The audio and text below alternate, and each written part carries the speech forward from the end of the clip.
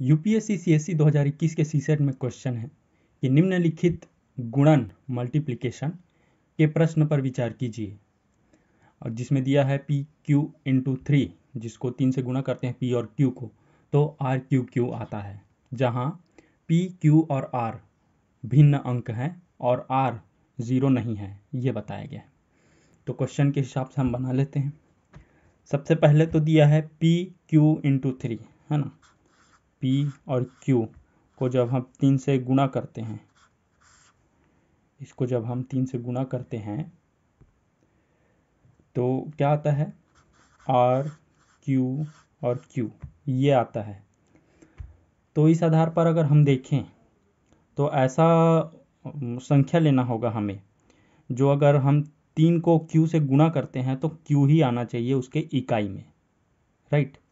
3 को जब हम Q से गुणा करते हैं तो उसके इकाई में Q आना चाहिए। तो ऐसा कौन सा हो सकता है, अगर हम 2 को लिए या मान लो 1 को ही लेते हैं तो 1 या 3 होता है, तो यहाँ पे 1 तो नहीं आएगा, Q का मान 1 तो नहीं आएगा, है ना। Q का मान 2 को लेके देखते हैं, 2 अगर हम Q माने तो 2 तिया 6 होता है, तो फिर यहाँ पे भी 2 नहीं आ रहा है, 6 आ रहा है, ये भी गलत हो जाएगा।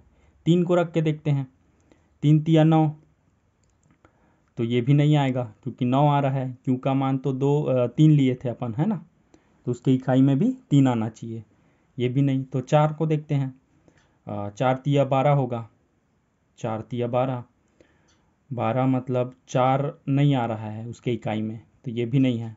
5 को लेके देखते हैं, 5 तिया कितना होता है, 15, मतलब उसके इकाई में भी 5 आ रहा है ना। देखो 5 गुना 3, 5 तिया क्या होता है, 15, उसके भी इकाई में 5 आ रहा है, मतलब Q हम माने हैं 5, Q का मान हम 5 जब मान रहे हैं तो उसके इकाई में क्या आना चाहिए, 5।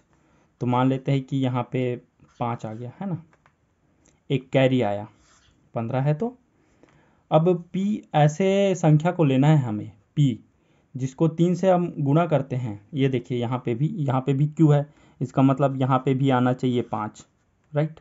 तो हमें एक ऐसा संख्या लेना है जो जिससे हम गुणा करते हैं तो उसके बाद हम एक जोड़ते हैं, ये जो कैरी आया है ना, इससे एक को फिर जोड़ते हैं तो उसके इकाई में 5 आना चाहिए Q के जगह पे। तो ऐसा कौन सा हो सकता है, P इज इक्वल टू 8 को रख के देखते हैं, राइट। P का मान हम 8 रख के देखते हैं सीधा डायरेक्ट, राइट। ऐसे ही आप एक से ऐसे मानते हुए लेके जाएंगे तो आपको पता चल जाएगा, लेकिन हम डायरेक्ट सीधा इसको समय बचाने के लिए 8 रख रहे हैं, राइट। गुना 3 से गुना करना है ना हमको, तो 8 तिया कितना होता है, 24। ये देखिए 24 में एक जब हम कैरी जो दिया है, इसमें कैरी आया है ना, उसको हम एक जोड़ते हैं तो 25 आना चाहिए, 25 आएगा। एक जोड़ेंगे तो 25 आएगा, तो मतलब इकाई अंक क्या आ गया, 5 आएगा। तो आर का मतलब क्या आ गया, 2, राइट। आर का मान 2। अब क्वेश्चन में देखिए क्या दिया है कि P प्लस आर भागित Q करते हैं तो इसका मान क्या होगा, राइट। क्या है, P प्लस आर बटे Q, इसका मान पूछा है।